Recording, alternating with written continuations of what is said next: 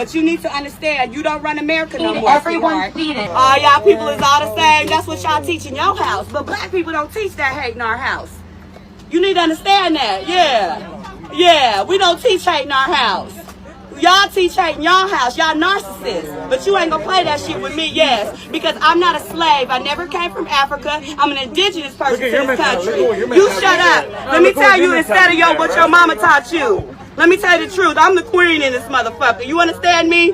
You came from my color. Black make every color. You understand me? Black make every. Your people are going extinct. And that's why you're mad. You can't procreate. That's what eugenics was about. That's what eugenics, the Darwin theory, because y'all know the truth. I've been waiting to say this. I've been waiting to say this all my life. You're mad because only black people have the genes to procreate. And y'all know the truth. You come from me. A black person can make any color in Africa, white with blue eyes and blonde hair, just like you. Have a twin, one my color and one your color. It's called Esau and Jacob. You be quiet. You'll never. You can take me to jail. You're mad. Go ahead. Now let me let my people know the truth on this motherfucker. Esau and Jacob, you mad because the promise is coming to my people, and you think we stole the birthright? But it's shut up, bitch. It's coming to us. From DNA testing, that pure Africans have zero Neanderthal DNA. So there must have been some deep European origins of the Neanderthal. Is that correct? Yeah, that's right. Whether it's deeply in Europe or sort of into the Near East is much debated. But yeah, it's outside of Africa. So, humans and Neanderthals, of course, have a common ancestor about 600,000 years ago. Those two branches go their separate ways. Ours in Africa, theirs in the Near East and Europe. And at some point, they become what we would consider to be the Neanderthal gene pool.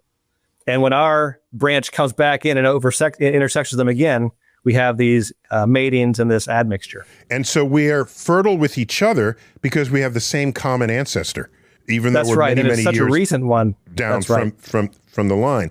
And an interesting fact that I discovered in my own work for Starry Messenger, the book, was we grew up with the archetype of this stupid backward Neanderthal. Yeah, they're the ones. Out of the entire world's population, what percentage is white? Do you know what the real answer is? It's 7%.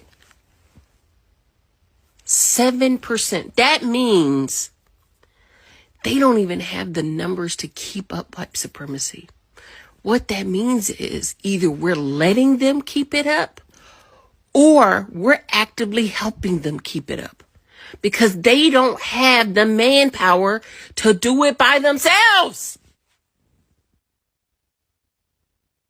What if we all collectively said, I don't want to be in a place or support the ideas of white supremacy? It would be over. There's too many of us versus them. It would be over. This is such a game changer for me. 7%? They're only there because we keep them there. Precisely why they're fighting so hard here in the United States of America, right?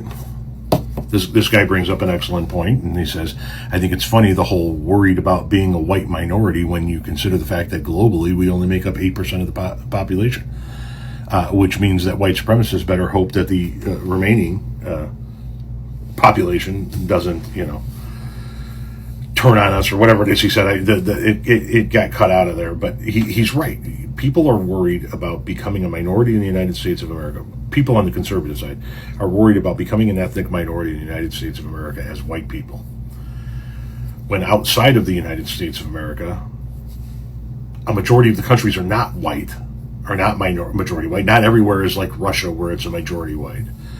The world is a very mixed place. And that's one of the reasons why they're fighting so hard to maintain majority status here in the United States of America. This is where they believe they can survive and thrive as a majority population. That if they can maintain the whiteness of America as a majority, then they will forever be okay. And what they just refuse to understand is no matter how much they oppose the browning of America is one way of putting it. It's happening. Whether they like it or they don't. We will be a minority in this country as well. But that's why they're trying to round up and ship out as many brown people as possible, encourage as many white women to have babies as humanly possible. Let's look at it from an abortion standpoint, okay? Conservatives are not anti-abortion because they're hoping a whole bunch of black babies are born, right? They use black abortion numbers as a reason why we shouldn't have abortion, but what they really want is they want more white babies. Because while they use black abortion numbers, they also know that the highest numbers of teen pregnancies and the highest numbers of unintended pregnancies, unwanted pregnancies, often come from rural Republican areas.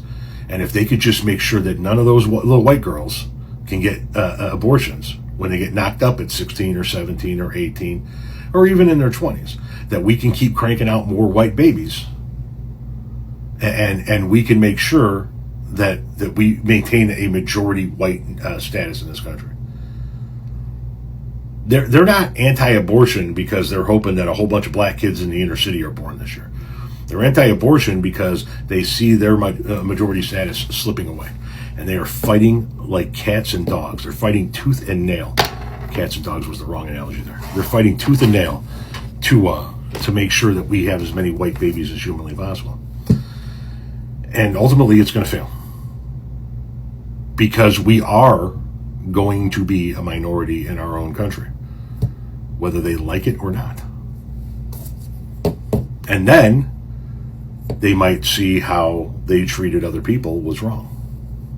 Anybody who fears becoming the minority in their country does so, and I said our own country because we all live here. Anybody who fears becoming a minority in their own country has treated minorities poorly at some point in time. Because what they fear is that they will get treated the way they treated minorities themselves.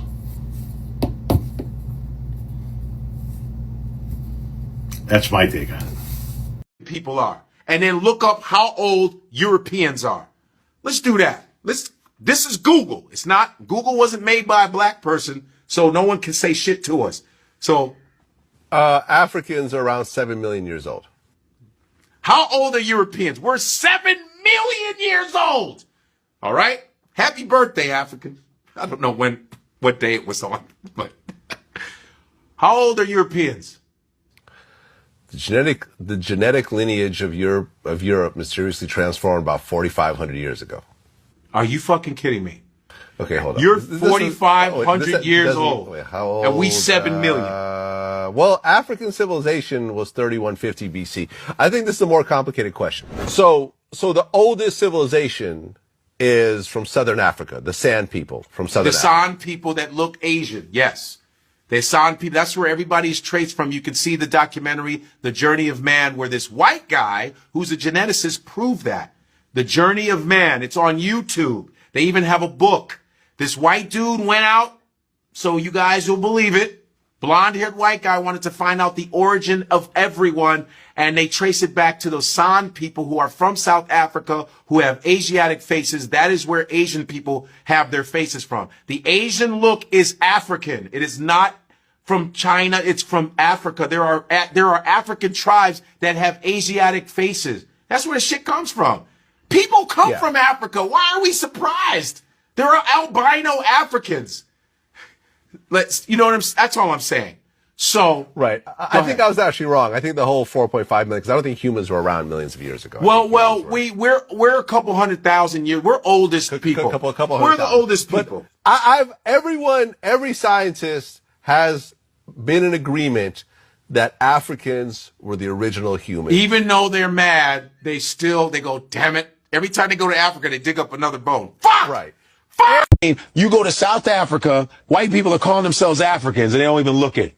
That's some gangster shit, don't you think? I'm from South Africa. No, you're not. You're Dutch. You just didn't know when the fuck to leave. Europe is not a continent. It's a small part of Eurasia. And yet, for the longest time, and probably up until today, you believed it. And if you talk with people outside of this gathering, and you ask them, so how many continents are there? They'll say 7, and they'll rattle it off. And then you'll say, no, Europe isn't a continent. Oh, yes, it is. Because they learned it in the 5th grade. And they learned it well, but they learned it incorrectly. There are 6 huge bodies of land. And you probably thought, North America, South America, and then you get to Europe and Asia. And Europe and Asia is one landmass. Continent, I used to teach geography. A continent is a huge body of land separated from others, or almost separated. Europe is not separated. But probably in school you learned that Europe and Asia are separated by the Ural Mountains. Check out Mr. Webster. He says nothing about a mountain separating continents.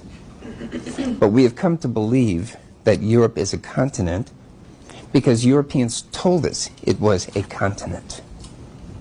That in itself is part of the concept of whiteness. Europe is not a continent. Just your regular reminder that Europe is not a continent despite what you get taught at school. It is an ideological construct of imperialism. Let me explain. And if you're new here, my name is Ollie. I'm a professor of human geography, so I know about this sort of stuff, okay? So a continent is a large landmass, not an island, but a landmass surrounded by large bodies of water. And so Europe isn't a continent. Eurasia is the continent because Europe connects to Russia, connects to India and China, and all the way into Southeast Asia. So Europe, as we currently understand the idea of a continent, isn't one. So why do we call it a continent? Well, it goes back to the ancient Greeks. Millennia ago, when they became a seafaring, trading empire, essentially, they travelled in different directions, obviously to the west through the Mediterranean, and they had different kinds of trade with those people than they did if they travelled east through the Dardanelles and up through the Bosphorus in modern-day Istanbul towards the Black Sea. And actually, it was the differences in trading which meant that they had different names. To the east was Asia, and to the west was Europe. Of course, that gets enshrined in further empires, like in the Roman Empire and indeed the European empires, the French and the Spanish and British and everything else. But of course, what happens is that the trading routes still exist, and the trading routes with Asia, because of the rich resources over in Asia, all the spices and the sugars and everything else, they become part of the power play. And so the Europeans want to dominate that land, and so they carve it up ideologically. And of course, race is a massive part of this as well. It enshrines whiteness into the sort of geopolitical centre and the core regions of the medieval world, i.e. Europe. If you want to know more about the history, there's actually a really great book by Martin Lewis, no, not him, and Karen Vegan, called The Critique of Metageography, written in the 90s, and it goes into really great detail about this history, so I can recommend that if you want to know more. And of course that filters through to today. Look at the ways in which the European Union got together after World War II to create a political entity of Europe. It just enshrines this idea of a naturalised planetary force, i.e. a continent, when it's nothing of the sort. It is a political ideology based in colonialism, based in whiteness. English people, you need to explain something to all of us here. How come you keep telling everybody that you're the superior race, the master race, when the human race actually emerged from Africa 300,000 years ago? Europeans, you're new to this planet at only 8,000 years old. English people, you're even newer. You Anglo-Saxon invaders from Northern Europe, your tribe was only established 1,500 years ago. So how come your birth rates are declining? How come the white population of the UK is declining? Doesn't sound like superior to me.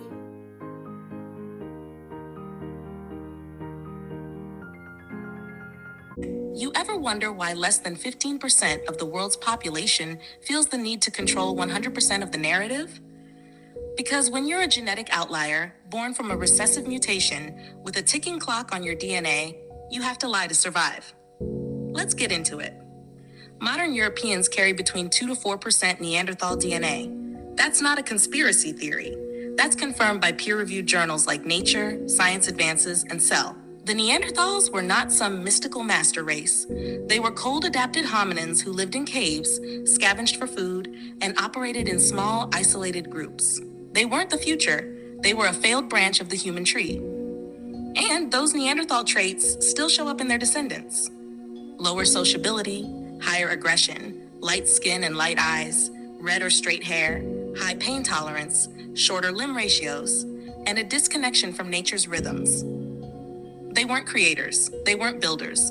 They were survivors of harsh, sun-starved environments until they weren't. They died out. Not because they were killed off, but because their own epigenetic behavior, their limited fertility, isolationist tendencies, and lack of social cohesion couldn't sustain their species. Their extinction is a warning, not a blueprint. So how did they live on? Through interbreeding with Homo sapiens. And that's where modern Europeans come in. The Neanderthal ghost genome lives inside them today. And ironically, that same genetic signature they carry is the very thing they now weaponize to claim superiority. But here's where it gets deeper. Even some East Africans, like Ethiopians, show slightly elevated Neanderthal DNA. Not because they interbred directly with Neanderthals, but because of Eurasian backflow. Invaders from the north came back down into Africa, carrying their DNA, trauma, and mutations with them. And even then, their percentage is far lower than what you see in white Europeans. Sub-Saharan Africans, Indigenous Americans, and Melanesians, their levels of Neanderthal DNA are negligible to non-existent because the most melanated peoples of Earth didn't need to survive the ice by digging holes. They were already thriving in cosmic alignment with Earth, Sun, and Spirit. And speaking of alignment, let's talk skin. The light skin mutation in modern humans is recent, very recent. Studies from University College London show that the SLC24A5 and SLC45A2 gene variants responsible for pale skin didn't even exist until about 6,000 years ago. Before that, even in Europe, the original populations had dark skin, dark eyes, and curly hair. In fact, Cheddar Man, a 10,000-year-old skeleton found in England, had very dark skin and blue eyes. Let that sink in. Whiteness did not exist when the first civilizations were rising, which means the founders of Kemet, not white. The builders of Sumer, not white. The mound builders of Cahokia, not white. The creators of the Indus Valley, China's Shang Dynasty, Olmecs, Inca, and Maya, not white. So when people ask, what did white people build? The answer is simple. They didn't build. They inherited. And when they realized that their numbers were small and their genes recessive, they panicked. Enter eugenics. Let's name names. Francis Galton, the father of eugenics, cousin to Darwin. Charles Davenport, eugenicist who pushed racial hygiene policies in the US. Harry Laughlin, architect of sterilization laws. Ernst Rudin, Nazi eugenics leader supported by American funding. The Rockefeller Foundation and Carnegie Institution, they funded the research, the labs, the policies. They all pushed the lie that white was not only right, but endangered. So they legislated it, sterilized non-white women, separated babies from their parents, and drew bloodlines to try and purify the impure. Why? Because they saw what was coming. You can't keep a mutation alive when the earth is healing. When the sun returns to its cycle, when people of color reconnect with their power, when rhythm, not reason, guides the future. And now they're saying everyone has melanin. Cute. But next time, let's break that down. Because not all melanin is created equal. There's a reason they study eumelanin, neuromelanin, and pheomelanin separately. There's a reason they mine melanin from fetal tissue in animals. There's a reason they patent it, and there's a reason why, despite all their technology, they can't synthesize the real thing. So no, this isn't just science, it's spiritual warfare through biology. And day 7, we're gonna talk about why they fear the sun and what it means for the end of their timeline. My whole life, I've always had issues with light, especially like the sun reflecting off stuff. And I found out recently that yes, blue eyes are definitely sensitive to the sun, but apparently gray eyes are even more sensitive. And like when when I'm at work, the sun reflects off the cars and into the window, and I will literally go like this when somebody walks in the door and I have to say, hi, welcome to Sport Clips. I'll look up and I'll go like this, and like everybody just thinks I'm being so dramatic and they kind of laugh at me. And I'll look out the window like, what are they talking about? It's not that bad. And I'm over here like, I have to look at the floor and say, I'm so sorry, but like, now I'm seeing spots. And I've never understood how people could just go outside and enjoy being in nature unless they're like under shade the whole time. So yeah, apparently gray eyes are like one of the most sensitive and the most prone to eye cancers. If the apocalypse comes, your friend with blue eyes is not making it. I can't see anything outside, ever. It's natural selection, honestly. If there was no sunglasses, what would I do? Ever wonder why people with blue eyes squint more in sunlight? Blue eyes have less melanin in the iris, which means they offer less protection against bright light. Melanin acts like a natural sunglass, and with less of it, more light enters the eye. That's why people with blue eyes are more sensitive to glare and may struggle more in bright environments. The sun kills white people, y'all. It murders them. The one thing on this planet everything thrives under kills y'all. And this is white people science. Y'all taught me this shit. Y'all told me Eskimos got slanty eyes because if you're from this area, you will adapt to this area eventually. Y'all been 1,000 years, still haven't developed melanin yet? Alien as fuck. Y'all better check on your husbands if they come back from the job site looking like this. There were no more Hispanic workers on his job site, so they called him in, and now he looking like he's allergic to the sun. He is so stunned, both him and his wife are speechless. Y'all, that sun is not playing out there. Y'all ever be so white, just sitting in the car be dangerous? Like, you just be burning for no reason?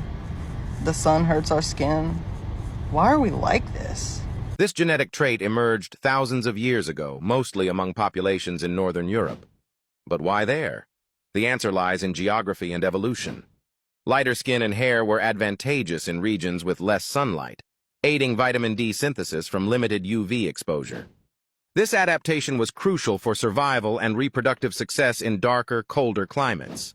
Interestingly, pockets of blonde hair also appear in places like Melanesia, where a distinct genetic mutation similar in effect to that in Europe exists. So, blonde hair is not just a color, it's a story of human adaptation and diversity across continents. Why do you say Europeans never created a civilization? Show me one. That's the only question I've had. Show me a European civilization. Rome was not a civilization. Greece was not a civilization. You don't know a day in the history of Greece where there wasn't a war. You don't know a day in the history of Rome when there wasn't a war. Those are not civilization. Those are death culture, war culture. They're not building anything. They're stealing from other people, borrowing from other people, and still carrying on this anti-human, anti-nature behavior of murdering, stealing to conquer and appropriate something that belonged to someone else that you could have gotten by just shaking their hands and making a deal. I think it's more interesting to think about what it is about white people that find the idea of any collectivity that excludes them so upsetting. I've always thought that's very interesting. Even when I was in school on a bus and I'd see a group of white people getting angry because 4 Bengalis were talking Bengali. I was always fascinated. What is making you so angry? And I think part of it is, like if you've ever been in a marriage or any relationship, it's insecurity, jealousy, and a kind of vanity that you should always be included in all things. So I think trying to understand the motivations behind it is interesting. Why is it so? Why do you turn that moment of mystery where you're not sure what's going on immediately into rage? Why does it have to be transformed into rage? Could it be transformed into something else like curiosity, concern, interest, acknowledgement that maybe this particular thing isn't to do with you? It's okay sometimes for things not to be to do with you. You don't want us in your neighborhood. You don't want us in your schools. You don't want us doing anything. But then when we say, hey, okay, that's cool, because Muhammad Ali said in the 60s, he said, hey, man, I think we should have our own state. I don't want to live amongst you motherfuckers. They were like, well, why not? You don't want us around. You're segregating everything.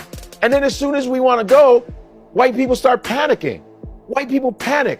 But, you know, we don't want to be around you so you can call us niggas, and we're tired of white cops shooting us. We're tired of this pissing contest that these white cops have because they're afraid of black for some fucking reason, because most of this shit is black V. We're tired of that shit. So what about this? Why don't we just give us what you owe us and we can go on and do our own shit? But no, they don't want that. White folks especially hate autonomous black happiness. They do not like when we are by ourselves doing our own shit. They cannot stand that shit. They don't even like us in a group. Like in Chicago, there used to be a thing, if you were 5 or more black guys on the corner, the police break it up. It's called mob action. It's like, what's going on here? If you're at work and you're a black employee and you're talking to another black employee, the white boss goes, hey, what's going on over there? You know what I mean? I went to a very white university, and then when the black students hung out with each other, the white students would be like, oh, you guys hang out, you don't mix with us. I go, are you fucking kidding me right now, you delusional clown? It's 40,000, 45,000 white students and 800 black. Who the fuck you think I'm gonna hang out with? They would do shit like this. Anytime they see us get together in any kind of way, we could be at a cafe and black people could just be drinking coffee, laughing. All of a sudden, white people are like, oh boy, Negroes, Negro, so loud. Excuse me, can we turn down this Negro sound? You know, it's like fucked up. Like anytime we have our own shit, whites always gotta have their hand in our shit. They always gotta be part of it. And if they're not part of it, then we're back to being niggas, we're back to being coons and spades and all this other dumb shit. You understand where I'm coming from?